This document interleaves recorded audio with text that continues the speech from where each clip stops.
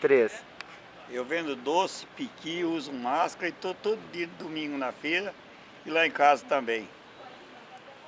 Como é que é o seu nome? Irineu. Seu Irineu, muito bem, seu Irineu.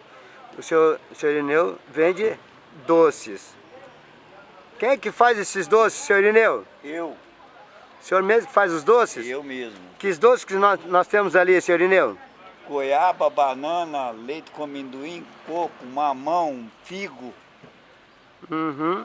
E todo domingo o senhor está aqui na feirinha em Cachoeira Dourada? Todo domingo. Muito bem. Tá aí o seu Irineu. Muito bem, seu Irineu. Usando máscara também, uma recomendação, né? Sim. Ok. Muito bem, seu Irineu.